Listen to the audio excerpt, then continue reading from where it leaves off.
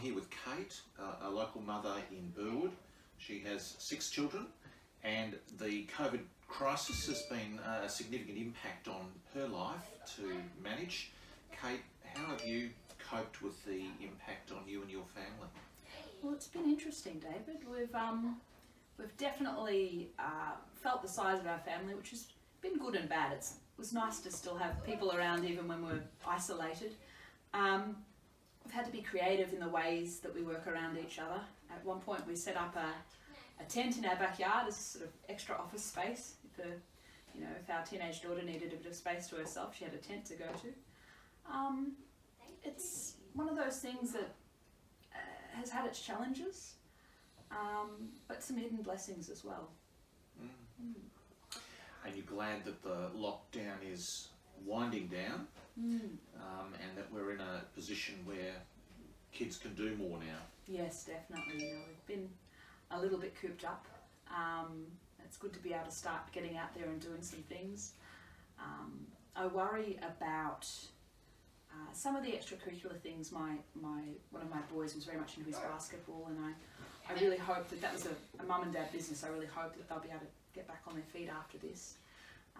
Well, I'm very worried about a lot of the sporting competitions. The government's been very slow to open up those sporting comps, and I know, many people I know have had the same sort of problem. So we've lost, I think, a lot of that interaction that happened around sport, and I'm hopeful that will come back. I'm looking forward to that because it's good for the kids, and it's also good for the businesses that run it, because they're often...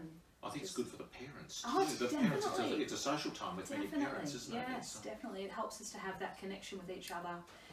One of the challenges has been that loss of connection with other parents, where you can just bounce ideas off each other, and with this whole parenting game that we're doing, it helps to have other support out there to bounce ideas off. So it'll be nice to have that back again.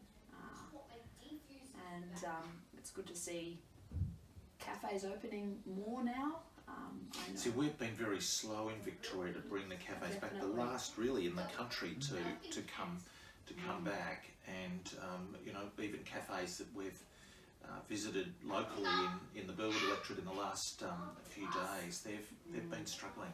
Definitely. Well, I'm a freelance writer, and having 6 children at home, I don't do much writing at home. I would always go out to libraries or to a local cafe to write, and it's been a struggle since COVID. I've got less writing done because I can't get out of the house to do it as much, and I have to work out how to do it at home, find a quiet place.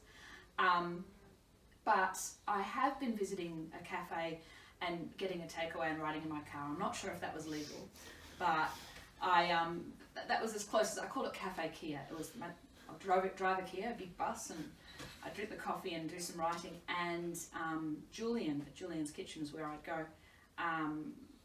I worried for him as a sole business operator, how he's going to get through this, and will he still be there after all this? A lot of them have done it very tough. They've got their costs, and even if their rent has come down a bit, I think this delay has really had a big impact on them. Definitely. It can really... I think some of these small businesses are struggling anyway, and it doesn't take much between, it doesn't take much to push you out of business, and a lot of them, they really run on the, knife edge. That's it, smell of an oily rag. Yeah, smell of an oily rag, and I do think that the slowness of Dan Andrews opening up has been a major impact on them, and I've never really been able to get a satisfactory explanation about why we're the last to come back. It can be very frustrating and confusing, why some things are allowed and other things aren't, when,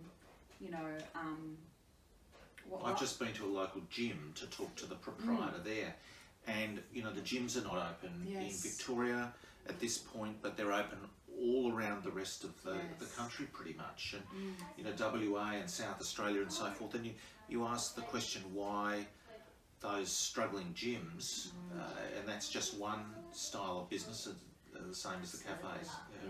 And so often they are just small businesses, and these mum and dad operators, trying to get through and probably homeschooling at the same time and doing all these other things, it can be a real struggle. Well, Kate, thank you. I'm very pleased to have seen you at home. I've seen the kids, but I think it's been a tough time for a lot of people, and I'm pleased that we're slowly coming out of it. Thanks for listening, David. Pleasure.